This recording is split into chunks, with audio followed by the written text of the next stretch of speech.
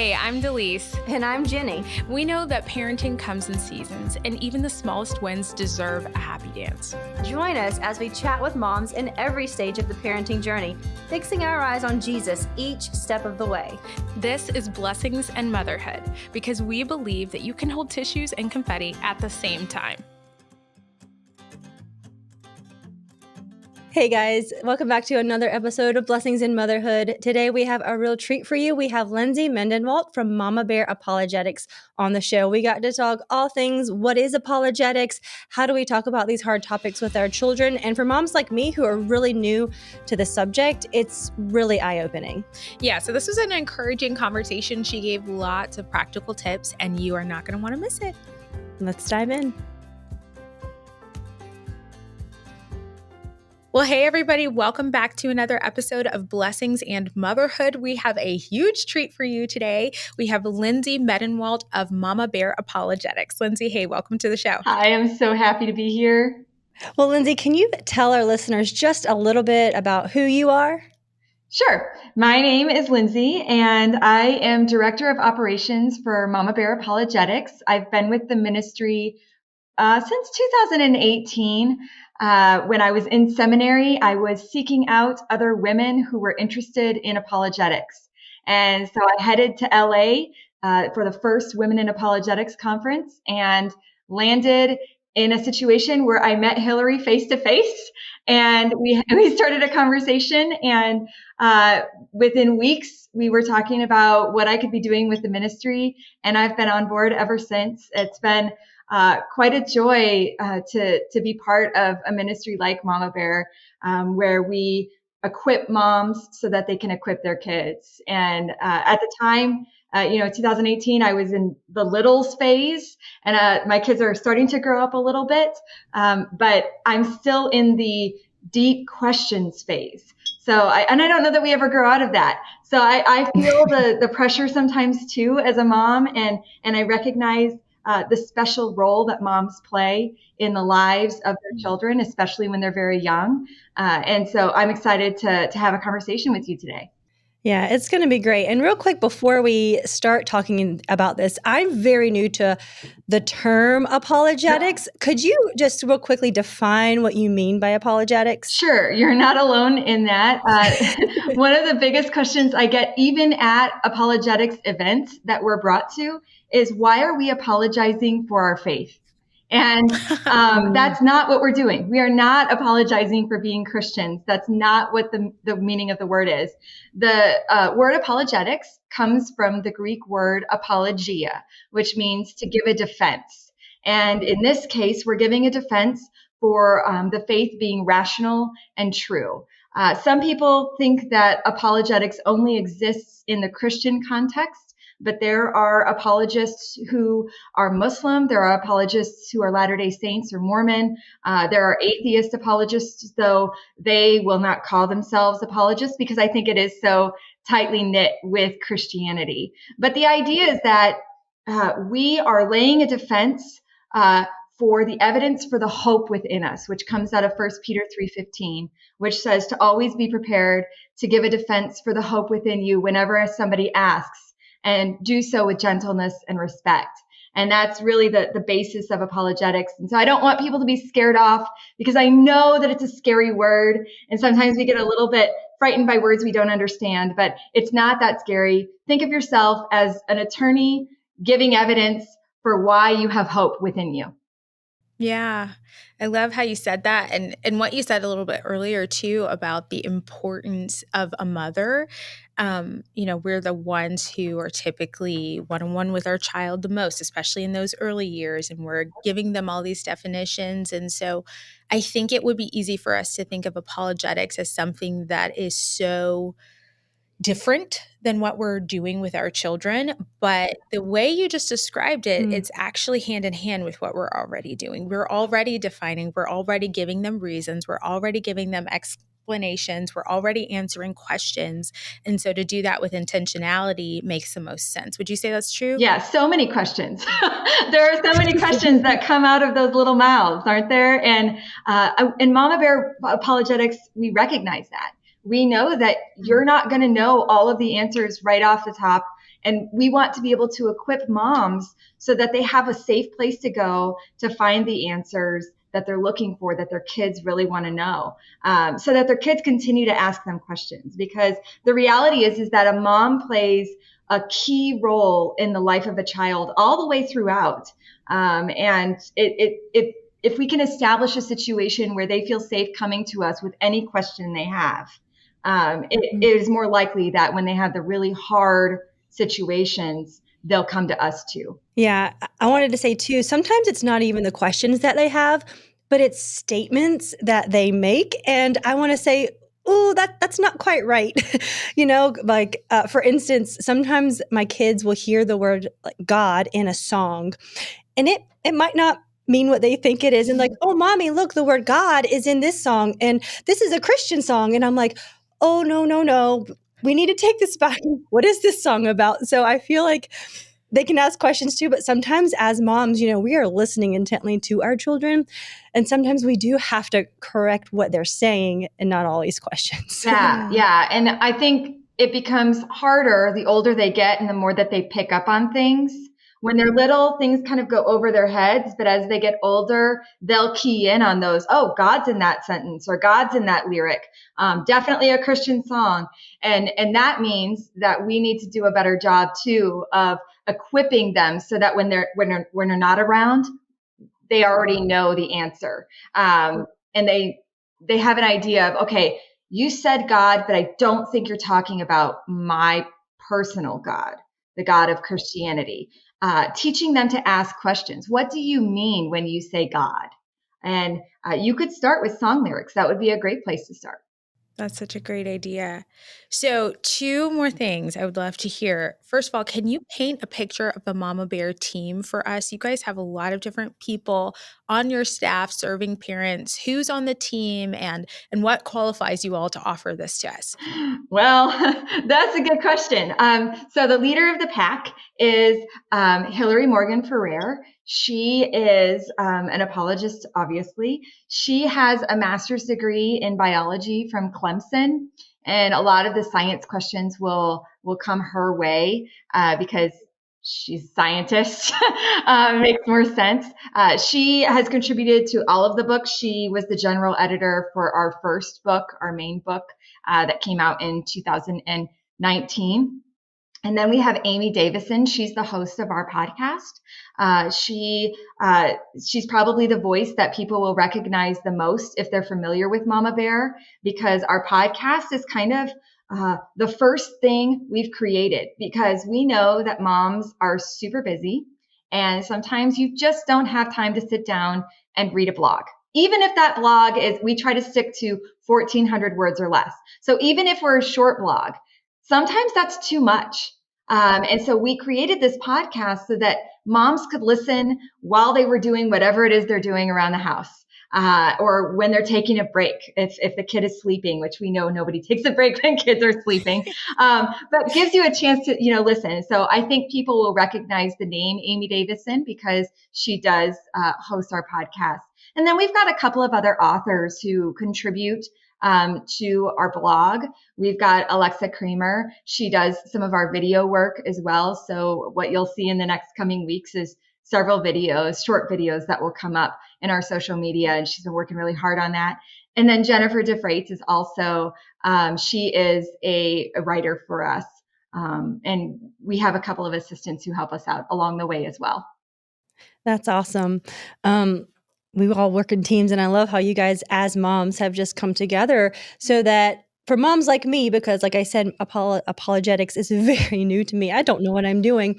I need that in my life. I need other moms that know this topic well to come and help me learn how to do this with my kids, because after reading several of your books, I know I need help in this, and I know it is so important for my kids to get this. So for a mom like me who's like, okay, this word is scary, I don't know where to start. Where would you tell me to start? The word? I would start with the Bible. I would start with scripture. I think, if you have 5 minutes in your day, use it to read scripture. And don't pick up our book and neglect reading the word. We need to equip ourselves with truth so that we can spot falsehoods when we're sitting down and watching an episode of whatever it is we're watching with our kids. If something comes up that is counter Christian, we should be able to identify that, but we won't be able to identify it if we haven't equipped ourselves with truth. And truth is found in the Word of God. So that's where I would start. Nobody needs a seminary degree to be an apologist. We have lots of seminary degrees on the Mama Bear team, but you don't need a seminary degree to do this. In fact, we're all called to be apologists. We're all called to defend the faith, but we won't be able to do that well if we're not equipped well. Those are very encouraging words. Just that you're saying you don't have to have a degree. I think that's sometimes scary as a mom. Even, we homeschool and it's like people are telling me, oh, you can't homeschool your kids. You don't have a degree. Well, yes, I can. And I can study whatever I want when I want. And I don't have to have that degree. I think that's so encouraging. In fact, you probably know how to do fractions better than I know how to do fractions because you're homeschooling and you're in it, right? You're learning, you're equipping yourself so that you can teach your kids well. Just as you're doing that with homeschooling and all the various topics you cover, we should be doing that with the most important topic we teach our children, which is the truth of Christianity and the gospel. Absolutely. 100%. And, I love that you described sitting and watching a movie with your kids. You never know when some of these topics are going to come up. My son is in love with books right now, so I take him to the library a lot. And the other day, we picked out a book about gardening because I like gardening. So, I'm just trying to indoctrinate my child, a little subtly. And I start reading this book to him that is truly, the storyline was just about a little girl learning to love her garden and what she was doing with her family. But the subliminal messages in this book that I did not catch when I was just flipping through the book to check it were so blatant. And I mean, she had two mommies, the structure of her family. There was no male presence truly in the book at all. I didn't notice because it was about a little girl. So I'm just thinking, oh, she's a little girl. That's fine. It's okay that my son's a boy. He can read a book about a little girl in her garden. But there are just so many little messages that come up. And I'd love to know if you see any themes. I know you all are strategically meeting needs that you see. Are there any themes in the culture right now or any places where you're seeing just specific attack that we might want to turn up our antennas or turn our attention as parents? I mean, obviously sexuality is a big one that's sort of in our face right now. And you're not really safe from it, even if you're on PBS. You're going to find it in a variety of ways. I think the first instance that we were kind of like, oh, this is happening. There was a gay wedding on Arthur. And it kind of caught people off guard and it was like, wait, we need to be watching PBS now and making sure that what my kids are hearing is okay. And I think now parents are a little bit more leery of the things that we allow our kids to just sit and watch, right? And I would recommend you don't let your kids just sit and watch. That's entering into some dangerous territory. But sexuality can be even outside of media, right? So if you're at a big festival, for example, you might encounter different things that kids are going to ask you questions about because, as we've already talked about, kids don't have a problem asking questions. And they might ask you why somebody who looks like a man is wearing a dress. And that might be a question you're like, oh, how do I approach that?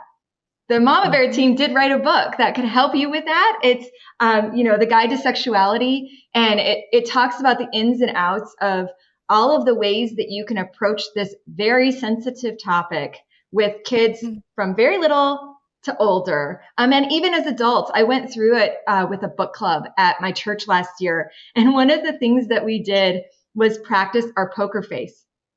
So, because as moms, we have to get a hold of our face, right? I wear all of my emotions on my face and it's sometimes embarrassing. But if somebody comes up to me and asks me a question, if one of my kids comes up to me and asks me a question and I'm not ready for it, that face will give me away.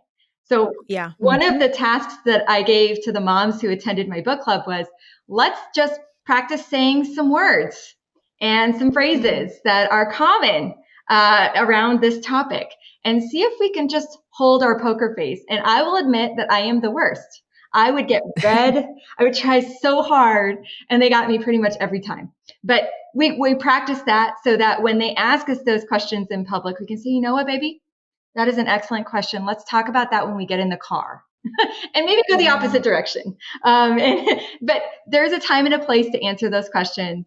Maybe doing so in public is a little bit more difficult. You have to be a little bit more strategic. But if you're watching the news or if you're doing something as a family at home and a topic comes up, dive in with your kids. Mention, you know what? Yep, that you are correct. I see that too. Let's have a conversation. Which questions do you have? And then answer their questions that in an age appropriate way, right? So like a 2-year-old is probably not going to ask you a question. It's going to go right over their head. A 5-year-old might say something like, why is that man wearing a dress? Then as you get older, you can answer that question. You say, well, that would, however you want to answer that question. But it's basically that person has decided that they would be comfortable in dresses. And that might actually end the conversation. That might be enough for a 5-year-old. But as we get into the tween and teenage years, now we're talking about hormones, right? And they're experiencing their own changes. And we need to be able to go into that space with them and discuss the real things that they're encountering and they're seeing. One of the things I recently talked about with my 13-year-old, she runs track. And one of the questions has come up is, what will happen if there's a transgender athlete who's competing with her? And how will we approach that topic? And how will we discuss that as a family? And she has some ideas about how she'll handle that situation, but it's something that we haven't shied away from. We've let her know these are the things that are happening, and you run track, and this is the reality that might happen in the coming years. And so kind of helping her think through it and think from it a biblical perspective on those topics is really, really important. Hey guys, we want to interrupt this show to tell you about the classical learning cohort. Ginny, you're doing this, right? Yeah, I'm actually already registered for the fall semester, and I'm really excited because at Classical Conversations, they really believe that parents can provide the best quality education for their kids, and I'm excited that the classical learning cohort is going to help me. It's not a big time commitment. I think you can do it for like 3 semesters or something, and so it's like a class. Yeah, so I'm doing it through the Zoom. I'm going to have a leader that's going to lead us through the discussions. We're going to have homework that we are going to learn basically how to better educate our children. And we're going to grow as the lead learner in our homes. That is awesome. So is it something that's available to the public? And if so, can you sign up now? Yeah, so anyone can do this. And if you go to classicalconversations/cohort, you guys can register for the fall semester today. Cool. And then Ginny might actually be in your class. I know, ask to be in my group. Well, let's get back to today's show. That's definitely one thing I appreciate. I actually have the sexuality book right here. I have your first one. Look at you, we match. And that's the one I've been reading recently. And my kids are still a little bit young, but I want to make sure that I'm prepared for this. And I really appreciate how almost that whole first part of the book is really leaning in on we have to know what the biblical worldview is to be able to refute what an unbiblical worldview is. And I actually wrote that down here, and you guys quoted, we cannot refute that which we do not understand. And if I got anything from that, that is what I got from reading this book so far. And as I heard you talking kind of about how you've been talking with your kids about things, I know from your first book, you guys talk about using the roar method as a mama bear. Yes. Is that what you were talking about? And maybe could you tell our listeners what that means? Yeah. So ROAR is an acronym that our team came up with for the first book. And it stands for recognize the message. So what is the message that's being sent by whatever it is we're watching or hearing? Offer discernment. Affirm the good and reject the bad. So you can note the good things that might come from the message. Don't shy away from that. And then also note the bad things. And then you can argue for a healthier approach. This is where we talk about the Bible. And what does the Bible say about whatever topic it is we're discussing? And then we reinforce through discussion, discipleship, and prayer. So after the conversation, we're not just leaving it behind. We continue to have a conversation as it becomes appropriate and build on the things we discussed. We can pray about those things together. If a topic continues to come up in your home, I would recommend finding other resources that you can learn from, that you can prepare yourself with, so that you can be prepared when your kids ask those questions. Listen to other podcasts about particular topics that you think maybe your kids are talking about. But this discipleship piece is so vital in our children's lives, because I think, unfortunately, Christians have begun to rely on the church to equip our children. And we take them to Sunday school, and we take them to youth group on Wednesdays or Wednesday night services, and we expect that to be enough for our kids, but it's not. If you look at the amount of time they're at church, it's very little compared to the amount of time that they are in our personal care. And so gone are the days where we can say, let the church handle those issues. There's just too much happening in the world for the church just to be enough. The church is necessary.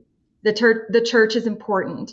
But the way that we disciple our kids at home is even more important. If we're not willing to step into the fray with them, we've already lost them. That's one of the reasons why Mama Bear exists too, is because we were seeing such a large number of youth leaving the church at young ages. The idea has typically been phrased as kids leave the church when they go to college, right? They go to college and then they meet new friends and they stop going to church, and then they're no longer Christians. But what we've actually found is kids are leaving the church around 13.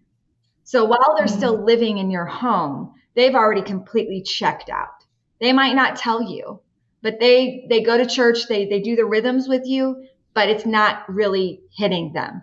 And so our hope is that through our ministry and other ministries, moms and dads can really feel equipped to help their kids navigate the different things that they'll face in school or out of school. I mean, just because your kids are homeschooled doesn't mean they're safe from the world. Amy loves to tell a story about how she's dealt with private school, homeschool, and public school in her own home. And the conversations are the same between the kids. There are no differences in the types of conversation the kids are having in those different settings. So just because we're homeschooling, which is an awesome option, and I'm so glad so many moms are doing it, it doesn't mean that your kids won't face those issues. And so we need to be willing to talk about them with our kids. Well, and I love too that you're talking about responding to your children. I'd also love to hear your thoughts on how to introduce a topic, because I wonder if it depends on the stage of your child. Is it child specific? Do you want to always introduce a topic to them, or do you really need to wait until they're talking about it so that you don't remove their innocence? Yeah. What does that look like to make sure that you address something first? There's going to be a fine line, right? You know your kid better than I know your kid. And my girls are certainly different in the way that we talk about different topics with them. So you're going to have to really judge their maturity level, but also take a look outside of your home and see what issues your community is talking about. What are the issues that they might be hearing about when they go to co-op or when they go to church even? What are those topics that are coming up? If your church is having, I think a lot of youth groups do this, but they tend to, around early middle school, start to have conversations around sexuality. You might want to have already had that conversation with your kid before the youth pastor starts talking about it. Right. But I will tell you that those conversations have to start younger and younger. And that's really unfortunate. I hate to tell parents that, but that's the world we live in. Those conversations are becoming more and more important at a younger and younger age, because honestly, they're seeing it. It's in your face. Even if you just go to the mall or go to the park or go to a child's play area. It's there. And it doesn't matter what the sin is, it's there. And we need to be able to talk about all the different things that they're going to see from a biblical perspective before the world starts telling them what the world perceives as truth. We need to show them the actual truth. Yeah, that's such a great point. And I asked some of our listeners what they would want to ask you guys. I told them, hey, we're going to get to talk to Mama Bear Apologetics. What would you guys want to ask them? And one of our moms brought up this very point. She asks, how does a parent guide their children away from false teachers? And then she specifically said, what about youth groups?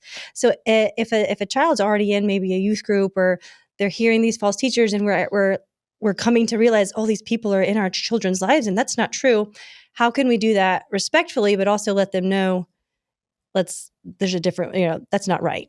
Right. Yeah. So my first advice, I was a children's ministry director for a few years. And one of the things that I noticed is that so many parents would drop their kids off and never ask me what the kids were learning. No, but nobody asked. I was always ready, and I would, send those emails, and very few people would engage with them. And so my number one piece of advice is to join your child at youth group and to see. You don't have to sit with them at their table. You sit in the back, tell the youth pastor, I'd like to sit in and see how it goes, and I'd like to learn from you, and listen to what's being said to the youth at your church. You can also ask your kids. I know that sometimes kids aren't willing. They will say, "Oh, it was fine," or we learned about Genesis. That's a common answer. What did you learn about? Well, we talked about Genesis. Good. What in Genesis? There's a lot in Genesis. What did you talk about in Genesis? All right. So it might take some prodding, but build to a place where they become regular questions that you ask. And they know when they get in the car at the end of youth group, you're going to ask, what did you learn about? And they're just going to say it. Okay, tonight we talked about Mark and why the Gospels are reliable. Wouldn't that be awesome? And we talked about apologetics, and we learned why Christianity is true and that there's evidence to believe that it's true. And so hopefully you're instilling a rhythm where your kids want to share with you what it is that came up in youth group. And then take it a step further. Oh, you broke up into small groups. What kind of things did your small group talk about? Because 6th grade boys don't necessarily talk about the same things that 8th grade girls talk about, right? Like very different topics happening at the youth group level. And so ask your kid, what did you talk about in your small group? Did your teacher talk about anything else related to Genesis? And what kind of questions did your friends have? Do you have any other questions that maybe weren't answered? But yeah, I think volunteering in youth group is an excellent way to figure out what it is your kids are learning. And if you're not volunteering in youth group or in children's church, please consider doing it at least for like a Sunday, and help and see what's happening, what curriculum they're using. If you don't know the curriculum, you should ask, because there are vast differences in the curriculum that gets used in various churches.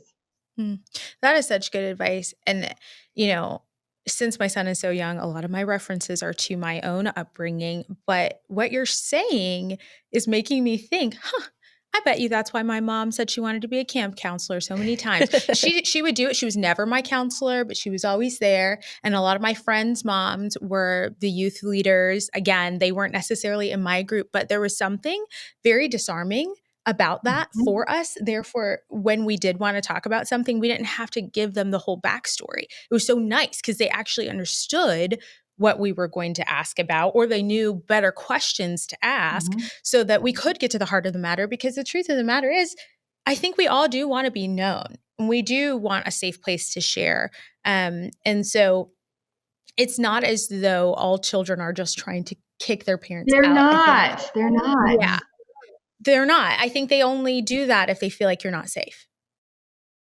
So I love that you're trying to empower parents to make sure that they are safe and reliable points of reference. Yeah, that's so good.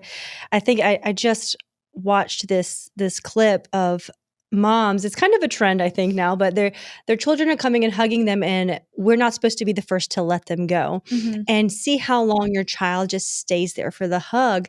And it's amazing. These people are like, my kid hugged me for literally 6 minutes. And that's how you know, like, that they trust you and when they come back to you for those. And I think that's been one of my goals for my children is, one, I want them to always want to come home, but I want them to ask me the hard questions. I don't want them to shy away from it. And that is what I'm working on while they're young, to be able to do that right now. I think telling your kids that you're a safe place and that's a very big, that phrase, safe space. Kids these days know what that means. And whether we appreciate that as adults or what other thoughts we have about that phrase, our kids can relate to it. So use it and say, I am a safe place and Dad's a safe place and you can ask me questions. And if I don't know the answer, we're going to find it. We're going to find the answer together. And I want you to always be able to come to me. And there is something about saying that to your kids and letting them know, like, if you have a problem, please let me know. If you're struggling with your friendships, I want to be there. I want to know. And your kids will remember that you offered that to them. Yeah, I definitely think you're right. And speaking of safe places, you guys wrote a book. It's called Honest Prayers for Mama Bears. And I have that one in my hand. It's my favorite one. It looks good on our set. Yeah, I love this color. And actually, I love this content. It starts off with a foreword, and then it's a collection of very vulnerable prayers. And in the foreword, it just basically tells moms, hey, the best thing you can do for your kids is to pray, and not even necessarily just to pray for them, although you guys encourage us to pray for them. You encourage us to start with our relationships with the Lord and to practice that vulnerability so that we can go before the throne and pour out our hearts. And I'd love to hear your thoughts on this book, Lindsey, and maybe some highlights for you, because there are so many different types of prayers in this book. So if you had to give me a highlight, what would you say it would be? What are some of your favorite prayers? So the index is actually my favorite part of the book because everybody goes through different things in their homes at different times. And you might not remember if it was a prayer in section 7 or a prayer in section 11 that was super helpful to you. But whatever the topic is, you can go to the index and say, okay, I need to pray bedtime. And then look at it and find it, and it sends you to the bedtime prayers. Or just start with the Dragon Slayer prayer, which is the very first one. And recognize that we are living in a world full of dragons, right? The things that will creep in, the worldly things. And how can we help our kids and ourselves become dragon slayers? But yeah, I think the index, I can't name a favorite prayer. I did just say the Dragon Slayer one. But I love that one because it talks about having confidence to share your faith. It talks about having more opportunities to share your faith, that your kids would see you share Christianity with someone, which is a great opportunity to show and model, right? When your kids actually see you talking with another adult about Christianity. But this book is special because it is a compilation of prayers. We reached out to people, friends of the ministry, but also just Mama Bear followers on social media and asked if they wanted to write a prayer. We've got prayers for adoptive mothers. We've got prayers for grieving mothers, for mothers of prodigal children. We've got prayers for women who aren't mothers. Hillary, our leader, is not a mother. And so she's a mother to all of our children. And we love having her, but she's she's never given birth. She's never adopted. And yet there are prayers for her in this book. And she leads this amazing ministry that's dedicated to moms.